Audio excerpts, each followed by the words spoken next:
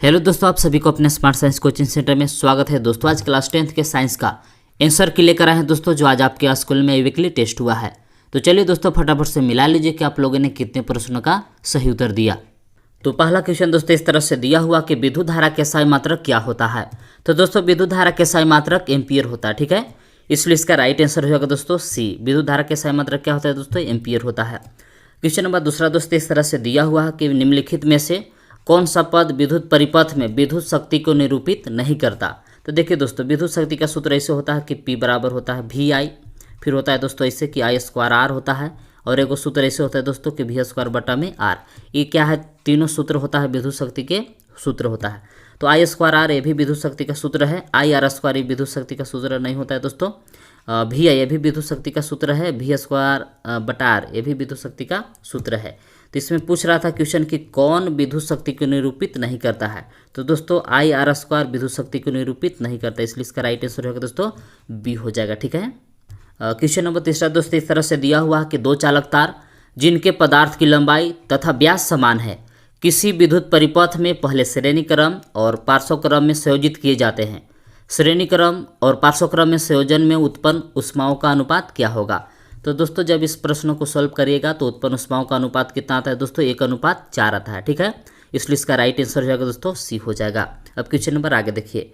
तो question number 4 दोस्तों इस तरह से दिया हुआ है कि 1 किलोवाट घंटा कितने जूल के बराबर होता है। तो दोस्तों 1 किलोवाट घंटा 3.6 × 10⁶ जूल के बराबर होता है, इसलिए इसका राइट आंसर होगा दोस्तों ए हो जाएगा।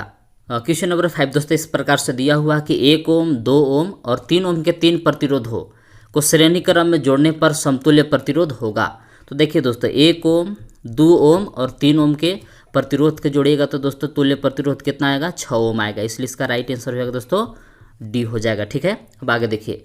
तो क्वेश्चन नंबर 6 दोस्तों इस प्रकार से दिया हुआ है कि किसी चालक का प्रतिरोध किन कारकों पर निर्भर करता है। तो दोस्तों किसी चालक का प्रतिरोध चालक की लंबाई पर भी निर्भर करता है, अनुप्रस्थ काट के क्षेत्रफल पर भी निर्भर करता है, पदार्थ की प्रकृति पर भी निर्भर करता है, इसलिए इसका राइट आंसर होगा दोस्तों डी हो जाएगा, ऑल ऑफ दीज, ठीक है।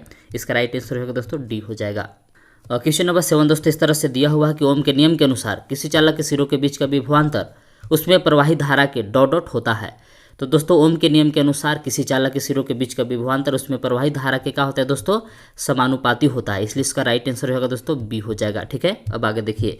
तो क्वेश्चन नंबर 8 दोस्तों इस तरह से दिया हुआ है कि प्रतिरोध का एसआई मात्रक होता है। तो दोस्तों प्रतिरोध का एसआई मात्रक का होता है दोस्तों ओम होता है, इसलिए इसका राइट आंसर होगा दोस्तों बी हो जाएगा, ठीक है।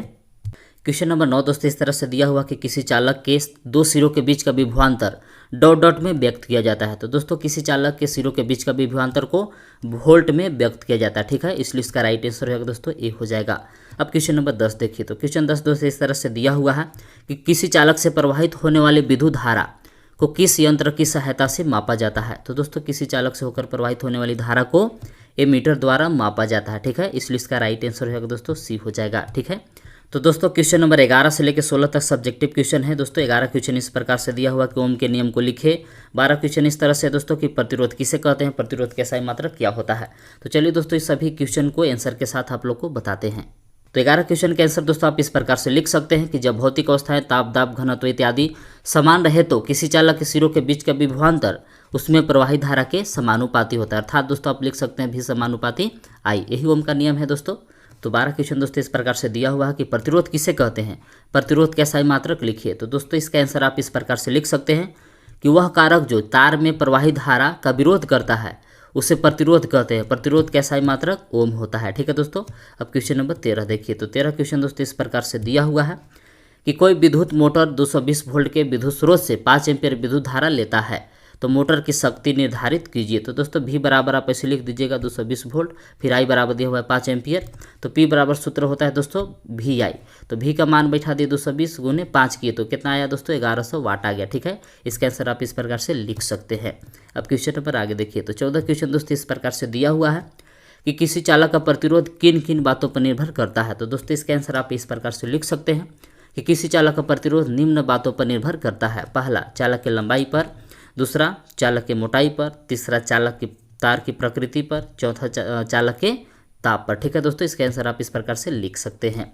अब क्वेश्चन नंबर 15 दोस्तों इस प्रकार से दिया हुआ है कि 9 वोल्ट की किसी बैटरी को 2 ओम, 3 ओम, 4 ओम, 5 ओम और 12 ओम के प्रतिरोधकों के साथ श्रेणी क्रम में संयोजित किया जाता है तो 12 ओम के प्रतिरोधकों से कितनी विद्युत धारा प्रवाहित होगी। तो सबसे पहले दोस्तों क्या करेंगे कि तुल्य प्रतिरोध श्रेणी क्रम में निकालेंगे कि R बराबर R1 plus R2 plus R3 plus R4 plus R5।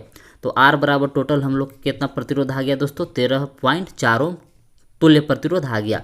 फिर यहाँ से दोस्तों ओम के नियम से लिखेंगे V बराबर IR, तो I बराबर V बटा R होगा दोस्तों। और V का मान 9 बैठा दिए और 13.4 R का मान बैठे तो काट उठ के कितना आया दोस्तों तो 0.67 एम्पियर आया। तो यानी कि श्रेणी क्रम में तुल्य धारा कितना प्रवाहित होगा दोस्तों 12 ओम के प्रतिरोधक से तो 0.67 एम्पियर विद्युत धारा प्रवाहित होगा। ठीक है दोस्तों, आगे देखिए 16 क्वेश्चन दोस्तों इस प्रकार से दिया हुआ है कि कूलम आवेश की रचना करने वाले इलेक्ट्रॉनों की संख्या परिकलित कीजिए। तो दोस्तों सबसे पहले क्या लिखिए, इसे लिखिए कि हम जानते हैं कि एक इलेक्ट्रॉन का कुल आवेश कितना होता है दोस्तों 1.6 × 10⁻⁻19 कूलम होता है। इसलिए इलेक्ट्रॉनों की संख्या बराबर आप इस प्रकार से लिख सकते हैं कि कुल आवेश बटा एक इलेक्ट्रॉन, दोनों का मान बैठाइएगा, काट उठ के दोस्तों इतना आएगा 6.25 × 10⁻18। इसको खाली 6 भी लिख सकते हैं दोस्तों। अतः कूलम आवेश की रचना करने वाले इलेक्ट्रॉनों की संख्या 6 × 10⁻18 होता है। ठीक है दोस्तों।